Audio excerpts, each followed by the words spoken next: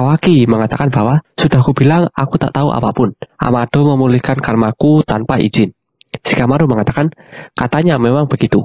Tapi sepertinya Amado punya motif lain. Bukan hanya untuk membantumu. Apa tak ada satupun yang bisa kau pikirkan? Kawaki mengatakan, aku sendiri juga ingin tahu. Aku sama sekali tak tahu apapun. Mau bagaimanapun sekarang, setelah Code menangkap dia, apa motif Amado itu masih penting? Karena kemungkinan dia sudah mati. Naruto mengatakan kepada Kawaki, hentikan Kawaki, kau tak boleh seperti itu. Kawaki mengatakan, itu kenyataan, buat apa pura-pura. Kawaki lalu mengatakan kepada Shikamaru bahwa, hei Shikamaru, diam-diam kau pasti lega bukan? Tak lagi harus berhadapan dengan si payah itu. Shikamaru marah setelah mendengar perkataan Kawaki. Naruto berusaha menghentikan amarah Shikamaru. Kawaki lanjut mengatakan, tak berguna dan emosional, combo yang bagus. Naruto lalu menyuruh Kawaki untuk berhenti melakukan itu. Kemudian ada seorang shinobi datang dan memberitahu kepada Shikamaru bahwa ada telepon darurat untuk Shikamaru dari Tuan Amado. Shikamaru agak heran mengetahui hal tersebut. Lalu Shikamaru menjawab telepon itu dan mendengar perkataan Amado. Amado mengatakan kepada Shikamaru bahwa, Shikamaru, senang mendengar suaramu lagi. Seluruh badanku sakit, tapi aku masih hidup sayangnya. Shikamaru mengatakan kepada Amado bahwa, aku tak percaya apa yang sebenarnya terjadi. Di mana kau? Amado mengatakan, di stasiun kereta di pinggir negara salju. Aku butuh 3-4 hari hingga bisa kembali ke Konoha. Shikamaru mengatakan, bagaimana dengan Code? Sebaiknya, baik ia atau bekas cakarannya tidak ada di dekatmu. Amado mengatakan, tak usah cemas. Aku sudah memeriksanya. Aku tak akan terjebak trik sama seperti kau. Tapi ngomong-ngomong, soal Code, aku ada kabar baik Shikamaru. Eida sudah memutuskan hubungan dengan Code. Dia tak akan membantunya lagi. Dia sudah kehilangan rekan terbesarnya. Shikamaru terkejut sekaligus bingung dengan perkataan Amado. Shikamaru mengatakan, kalau itu benar, itu berita hebat. Tapi apa yang kau lakukan? Amado mengatakan, hanya bicara, membujuk Eida untuk berpihak pada Konoha. Dia menerima tawaranmu. Shikamaru merasa tak percaya kalau Eida menerima tawarannya. Amado mengatakan, benar, sebaiknya kau siapkan kamar yang bagus untuknya. Kau tak mau sampai menyinggung dia, bukan? Shikamaru mengatakan, tunggu, kau setidaknya masih punya satu rekan kuat lagi selain Eida. Kenapa dengan bocah itu? Amado mengatakan, oh, jadi kau sudah tahu soal Daimon. Shikamaru mengatakan, Daimon, apa dan siapa dia? Apa kami juga harus melindunginya? Amado mengatakan, Daimon itu adik Eida. Akan kujelaskan lebih lengkap saat di sana. Tapi kau tak bisa menerima Eida dan berharap meninggalkan adiknya begitu saja. Shikamaru mengatakan, adiknya? Tunggu dulu Amado, kau tak punya kuasa untuk membuat perjanjian seperti itu sendiri. Amado mengatakan, kembali padamu sendiri Shikamaru, kau juga tak punya kuasa setelah dia menentukan. Kita tak lagi punya alternatif kecuali mematuhinya, iya kan? Ingat, kaulah yang memulai ini. Satu hal yang pasti adalah kau tak ingin kedua bersaudara ini menjadi musuhmu. Percayalah padaku. Satu hal lagi, ini semacam berita buruk, tapi aku sudah melepas pembatas Code. Shikamaru terkejut mendengar perkataan Amado. Amado lanjut mengatakan, aku tak punya pilihan. Itu soal hidup atau mati. Berpikirlah ke depan Shikamaru, memang Code sekarang sudah lebih kuat. Tapi dia tak lagi memiliki Eida. Itu adalah pukulan besar di kekuatan tempurnya. Dengan Eida dan Daimon ditampakkan di pihak Konoha, Code harusnya bukan apa-apa. Kau ahli memainkan bidak catur, bukan? Ya, sisanya ada di tanganmu. Shikamaru mengatakan, sial. Baiklah, yang penting cepatlah kembali ke sini. Aku punya banyak pertanyaan untukmu. Amado mengatakan, ya aku tahu. Amado pun menutup teleponnya. Eida menanyakan kepada Amado, siapa yang panggil bidak catur? Amado menjawab, itu hanya perumpamaan yang efektif pada Shikamaru. Eida mengatakan, terserahlah. Kau sebaiknya membantu hubunganku dengan Kawaki. Memakai lidah tajammu itu. Kau dengar, kalau keadaan jadi tak baik antara aku dan Kawaki, aku akan membunuhmu. Amado terkejut mendengar perkataan Eida. Eida mengatakan, kenapa kau kaget? Harusnya itu sudah jelas. Aku hampir cukup sebal hingga ingin membunuhmu sekarang. Karena memberiku kemampuan memikat seluruh umat manusia ini. Demon yang berada di punggung Eida mengatakan, walau akulah yang akan membunuhmu. Asal kau tahu. Eida mengatakan, jadi sebaiknya kau berusaha keras demi kebaikan dirimu sendiri. Amado hanya diam. Shikamaru kemudian menelpon seseorang dan menyuruhnya untuk membuat panggilan agar Naruto, tim 7, semuanya termasuk Kawaki, ke kantor. Sementara itu di rumah, Boruto sedang bersiap-siap pergi. Lalu dia melihat pola segel karma yang merambat ke dadanya. Boruto pun memegang dadanya itu. Kemudian Boruto menuruni tangga dan berpamitan kepada ibunya. Saat Boruto sedang duduk dan memakai sandal ninjanya, Hinata menghampiri Boruto dan mengatakan kepada Boruto bahwa, "Aku dengar kau dapat misi. Apa itu benar?" Boruto mengatakan, "Ya, panggilan langsung dari Paman Shikamaru pula. Tim 7 selama ini hiatus karena karmaku. Jadi Sarada dan Mitsuki sudah tak sabar lagi." Hinata mengatakan, "Begitu ya, baguslah." Hinata pun meneteskan air mata, lalu mengusapnya. Hinata mengatakan, "Oh tidak, maafkan aku tidak berniat untuk menangis. Maksudku, aku tahu aku harus mengantarmu dengan senyuman. Cuma tiap kali kau pergi keluar, aku selalu berpikir kalau kali ini tak akan kembali." Di sini terlihat kalau Hinata sangat cemas dan khawatir dengan Boruto. Boruto sempat terdiam lalu mengatakan, "Maafkan aku, sudah membuatmu khawatir. Aku belum tahu soal detail misi ini. Tapi sepertinya ini hal penting yang hanya bisa dilakukan oleh timku. Jadi aku tak punya pilihan lain, bukan? Tidak akan apa-apa. Maksudku, aku bahkan sudah pernah mati sekali. Tapi aku kembali dengan baik-baik saja, bukan? Aku akan pulang walau demi apapun. Aku janji." Hinata pun mengatakan kepada Boruto untuk hati-hati. Boruto tersenyum lalu pergi meninggalkan rumahnya. Saat Boruto di luar rumah, dia melihat Momoshiki. Boruto terkejut melihatnya dan memanggil nama Momoshiki. Momoshiki mengatakan kepada Boruto bahwa, "Kau janji untuk pulang. Sungguh tak bertanggung jawab." Boruto mengatakan kepada Momoshiki, "Hei, tukang numpang, kau tak bisa bangkit lagi kan? Kenapa kau masih di sini?" Momoshiki mengatakan, "Biar kutanya kau nak, kenapa kau masih terus berpegang pada keberadaanmu yang tak berarti itu, saat kau tahu di masa depanmu hanya ada penderitaan? Aku bilang padamu kalau kau akan kehilangan semuanya. Dan masa itu semakin mendekat dengan cepat. Kau akan menderita, kehilangan keinginan hidup, hingga kau ingin pergi dari dunia ini. Dan saat hari itu tiba, aku akan mengambil alih dan menjalani hidup Uzumaki Boruto menggantikanmu.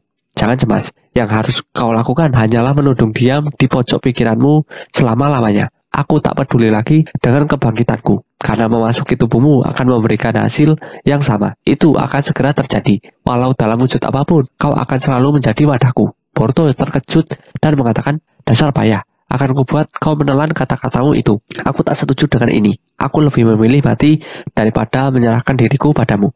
Momoshiki mengatakan, "Aku tak akan membiarkanmu mati. Sekali lagi, kau adalah wadahku yang berharga. Nyawaku. Tak ada orang lain yang boleh memilikimu." Boruto mengatakan, "Itu harusnya kata-kataku. Tukang numpang, kau sudah hidup terlalu lama. Enyahlah. Kau mau membuang kesadaranku? Oke, kalau memang itu bisa. Aku akan memastikan kau tak bisa muncul lagi. Kau hanya akan menderita di masa depan." Momoshiki mengatakan, "Katakan apapun yang kau mau. Takdirmu sudah ditentukan. Aku akan menunggumu saat itu, Uzumaki Boruto." Momoshiki pun perlahan mulai menghilang. Karena kesal, Boruto menghampiri Momoshiki, namun Momoshiki sudah menghilang. Kemudian Sarada dan Mitsuki datang. Sarada mengatakan, "Boruto, sepertinya kau sudah bersiap. Tumben kau cepat."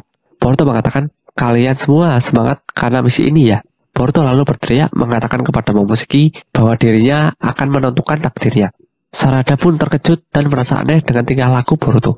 Boruto pun melompat tinggi dan mengatakan kata-kata Sarada. Sambil melihat Boruto, Mitsuki mengatakan, walaupun dia mati dan bangkit lagi ataupun menjadi Otsutsuki, Boruto akan tetaplah Boruto. Sementara itu, Himawari mendekati Hinata dan mengatakan, "Ibu, aku tadi berpikir bagaimana kalau aku jadi ninja. Mungkin aku bisa bantu Kak Boruto sedikit. Atau ibu malah akan jadi semakin cemas?"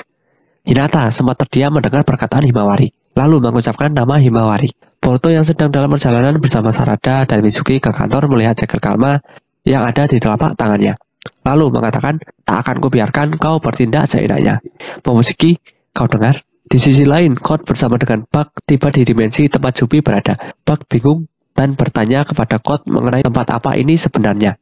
Code mengatakan tempat yang hanya bisa didatangi dengan jutsu ruang dan waktu. Aku adalah pengecualian. Aku bisa keluar masuk dengan bekas cakaran yang kutinggalkan saat Jigen membawaku ke sini. Kita akan dalam masalah kalau itu sampai hilang. Bug mengatakan kepada Code, "Hei, kau bisa jamin aku bisa keluar dari sini?" Code mendekati kandang Jubi dan melihat keadaan Jubi sambil berbicara dengannya. Sambil melihat Jubi, Bug mengatakan, "Ini ekor 10 yang mau kau beri makan anak Hokage itu?" Code mengatakan, "Uchiha Sasuke pengganggu itu tak bisa lagi ke sini. Tapi Boruto dan Kawaki sekarang sudah Otsutsuki sepenuhnya. Mereka tak lama lagi mungkin akan menguasai jutsu ruang dan waktu. Lalu tempat ini akan tak aman lagi." Bak mengatakan, ini bukan urusanku, tapi apa rencanamu sekarang setelah kau sendirian? Tepat setelah kau dapatkan kekuatanmu kembali, kau dihajar oleh Daimon. Lalu, memotong kerjasama kalian seperti sudah jatuh, lalu masih ditendang. Cloud mengatakan, jujur saja, kekuatan Daimon itu tak terduga, sungguh di tingkat yang berbeda. Aku kalah telak. Bak mengatakan, itu sebabnya aku mau mencegahmu untuk membangkitkannya. Aku sungguh berharap kau mau dengarkan. Cloud mengatakan, ya, tak ada gunanya menyesali masa lalu. Kau tahu, aku sangat terpukul karena patah hati. Bisa coba lebih simpatik sedikit, tolonglah. Bak mengatakan, aku tak paham dirimu. Bagaimana bisa kau begitu santai dengan situasi seperti ini? Cloud mengatakan, bukankah itu sudah jelas? Karena keadaan sebenarnya baik-baik saja. Pokoknya, pertama, kita atur Jubi menjadi ukuran yang lebih praktis. Bak bingung dengan apa yang dimaksud oleh Cloud. Cloud kemudian mengangkat tangannya. Seluruh tubuh Jubi tertutup oleh tanda cakar Cloud. Bak terkejut melihatnya. Cloud mengatakan, bekas cakaran itu dibuat dengan mencampur sedikit saja besi dari darahku. Dengan cakra yang diwujudkan secara fisik. Itu setengah materi, setengah cakra. Senjata rahasiaku. Dulu ada batas berapa banyak yang bisa aku keluarkan secara sekaligus. Tapi diriku sekarang bisa memakai cukup banyak untuk menyelimuti makhluk ini. Kemampuan yang sebelumnya mustahil. Bak menanyakan kepada Cloud, kau menyelimutinya dengan bekas cakaran? Untuk apa? Cloud mengatakan, sudah kau bilang, aku akan mengaturnya lebih kecil dan lebih berguna. Lalu tubuh Jubi mulai mengecil dan duri yang ada di bekas cakaran Cloud terus membesar. Bak terkejut melihatnya. Cloud mengatakan, biju adalah kumpulan besar cakra. Jadi, aku hanya membelah-belahnya seperti mencuil sebagian dari sebuah model tanah liat. Bak menanyakan, sekarang apa yang akan terjadi? Kemudian duri-duri yang membesar itu berubah bentuk menjadi makhluk yang berukuran seperti manusia dan memiliki ekor. Mereka adalah pasukan yang memiliki kekuatan Jubi. Bak terkejut dan mengatakan kalau mereka makhluk yang seram. Mereka bisa memakai bekas cakaran. Sambil menutupi mata kirinya dengan bekas cakaran yang ada di tangannya, Cloud mengatakan, jadi Bak, mereka sekarang jadi lebih kecil dan lebih berguna, bukan? Boruto, Sarada, dan Mitsuki yang sedang berjalan ke ruang Hokage sambil bertanya-tanya mengenai misi yang hanya bisa dilakukan oleh tim mereka. Karena lama tak beraksi, mereka menganggap bahwa misi ini adalah misi besar. Boruto berpikir kalau Shikamaru menganggap tim 7 adalah tim paling hebat di seluruh desa. Mitsuki mengatakan Kawaki akan ikut dengan kita. Jadi ini akan menjadi peluncuran tim 7 yang baru. Setelah membuka pintu kantor Hokage, Boruto melihat Kawaki dan dalam hati mengatakan, ngomong-ngomong, ini pertama kalinya aku bertemu lagi dengannya sejak aku hidup kembali. Kawaki lalu melihat Boruto dan mengatakan, yo, aku tak percaya kau membangkitkan dirimu sendiri. Kau memang selalu mengejutkan. Boruto mengatakan, ya, maaf sudah membuat cemas. Tapi seperti yang kau lihat, aku sekarang baik-baik saja. Sumire lalu mengingat perkataan Kawaki. Waktu itu Kawaki mengatakan, kau tak akan dendam padaku karena membunuh Boruto. Setelah mengingat itu, Sumire terdiam. Lalu Sumire mengatakan kepada Boruto, kau terlihat sehat, Boruto. Syukurlah. Boruto mengatakan kepada Sumire, ketua kelas, maaf sudah membuatmu cemas. Sarada mengatakan,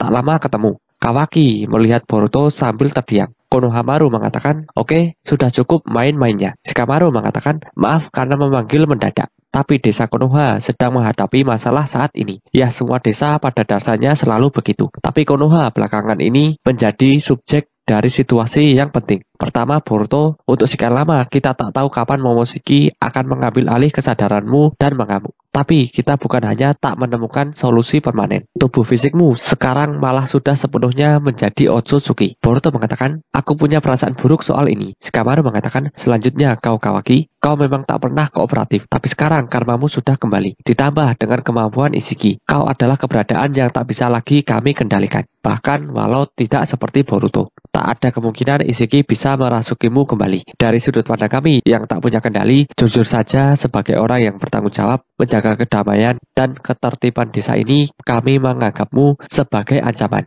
Kawaki mengatakan, hei, kenapa kau tak langsung bilang saja? Sarada mengatakan, jangan tersinggung. Yang dikatakan Master Shikamaru itu adalah yang sebenarnya. Memang begitulah situasi Konoha saat ini. Dia hanya memastikan kita menyadarinya. Shikamaru mengatakan, benar, aku juga tak enak harus jujur padamu.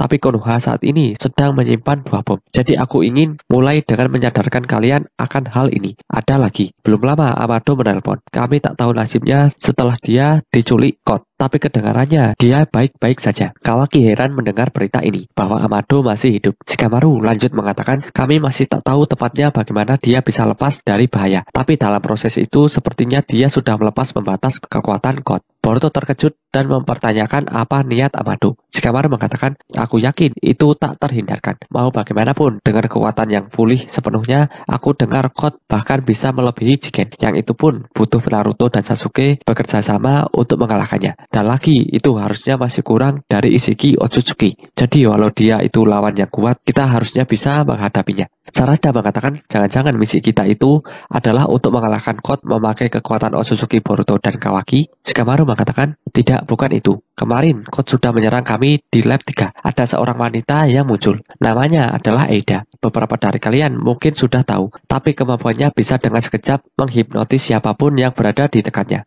dan membuat mereka tak bisa apa-apa. Bahkan aku pun tak bisa melakukan apapun. Itu yang pertama kalinya bagiku. Delta dan aku bisa saja mengatasi Kot. Mitsuki menanyakan kepada Shikamaru bahwa, lalu bagaimana kita bisa menghadapi orang seperti itu? Shikamaru mengatakan, kami baru tahu ini setelahnya. Tapi ada celah pada kemampuannya.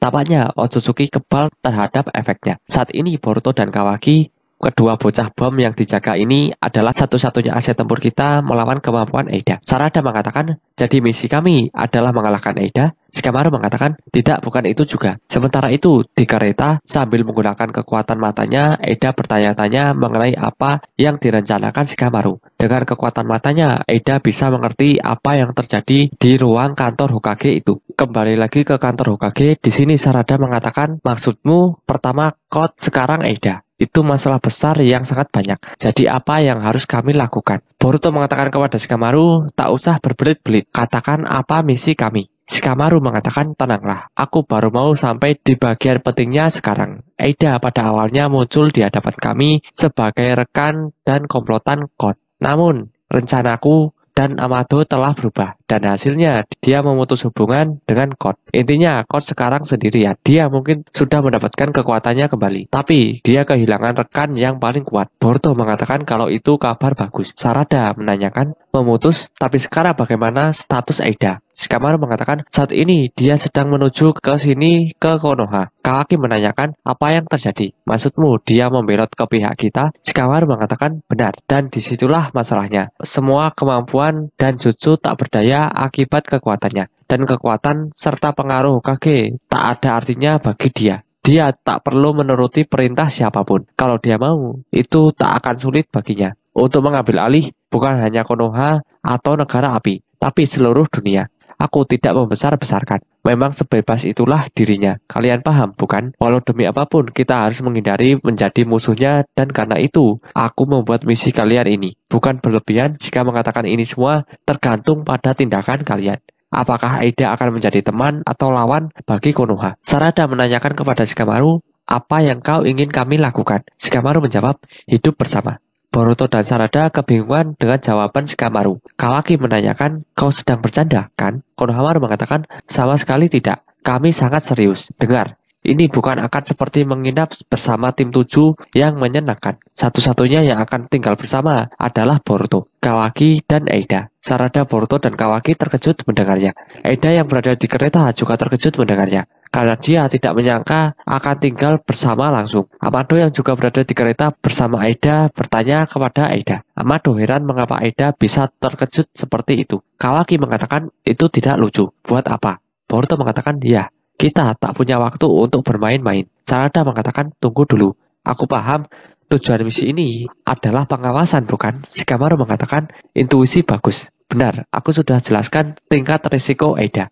Biasanya peraturan akan mengharuskan dia diawasi. Namun metode biasa kita pasti tidak akan berhasil. Karena ada kemungkinan para pengawas nanti akan dengan sukarela melakukan hal yang akan menguntungkan Eida. Bahkan walau Eida sendiri tidak berniat melakukan apapun. Karena itulah, Otsutsuki tak akan terpengaruh padanya. Jadi hanya Boruto dan Kawaki yang bisa mengisi posisi itu.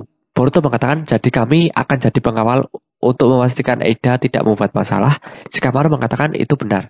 Mau bagaimanapun, setidaknya menentukan seberapa besar dia mau bekerja sama dengan Konoha. Kawaki mengatakan, apa untungnya misi ini bagiku? Lagi pula, bagaimana kalau dia memutuskan untuk tak terima rencana ini? Shikamaru mengatakan, kalau jadi begitu, dia akan membuang kesempatannya diperbolehkan masuk ke Konoha. Ini adalah batas aman yang tidak bisa kita ubah. Mitsuki menanyakan, tapi bukankah ini tindakan awal yang terlalu memaksa? Shikamaru mengatakan, ya tentu saja kita tak mau melakukan apapun yang membuatnya kesal. Tapi kita harus buat batasan. Kita sama saja akan menjebak diri kita sendiri hanya memberinya tawaran yang lemah. Lagi pula, aku punya firasat dia akan setuju dengan tawaran tinggal bersama ini. Mitsuki menanyakan, apa ada alasan lain? Shikamaru mengatakan, agak canggung untuk mengatakan ini. Tapi karena ini penting untuk keberhasilan misi ini. Aida suka padamu, Kawaki. Boruto, Sarada, dan Mitsuki terkejut mendengarnya. Di sisi lain, Aida langsung baper karena Shikamaru mengatakan hal itu. Amado menanyakan kepada Aida bahwa